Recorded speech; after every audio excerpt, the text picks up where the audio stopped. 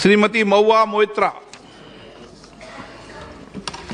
Thank you, sir. With your permission, I'd just like to ask the Honourable Minister that on the use of single-use plastic, we have already got the Plastic Waste Management Rules 2021. But those of us who come from rural areas, representing rural areas, we find that this ban has not really been implemented, and this is still a problem.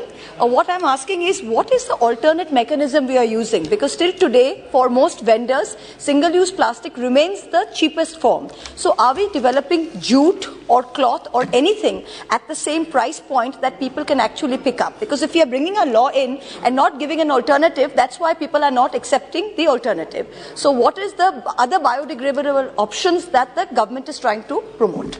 Thank you, sir. सम्माननीय अध्यक्ष महोदय, single use plastic पे जब हम लोगों ने ban लगाया था तो हम लोगों ने विभिन्न व्यवसायी लोगों का, छोटे उद्योग वालों का पूरा सेमिनार करके हमने अल्टरनेटिव बताए थे।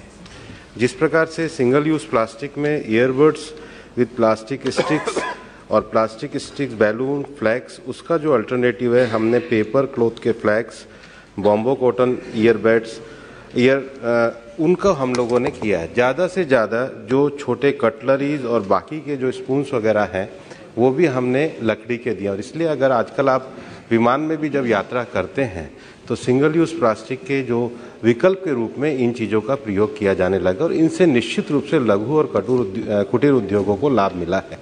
इसके साथ ही साथ मंत्रालय इस बात पे भी काम कर रहा है कि जो बायोडिग्रेडेबल हैं उन भी उत्पादों का ज़्यादा से ज़्यादा प्रयोग किया जाए।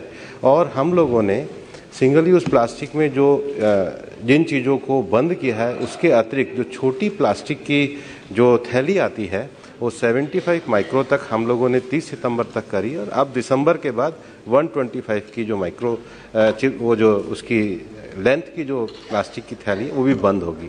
मैं सदस्यों से भी ये कहना चाहूँगा, ये एक ऐसा कार्य है जिसमें सबको सहयोग देना चाहिए और अपने अपने क्षेत्र में जो वैकल्पिक हमारे कुटीर और लघु उद्योग जो हैं उनको इसमें प्रोत्साहित करना चाहिए। मंत्रालय से अगर इस संबंध में आपको कोई जानकारी, सहायता चाहिए तो हम हमेशा आपकी सहायता के लिए भी उपलब्ध हैं।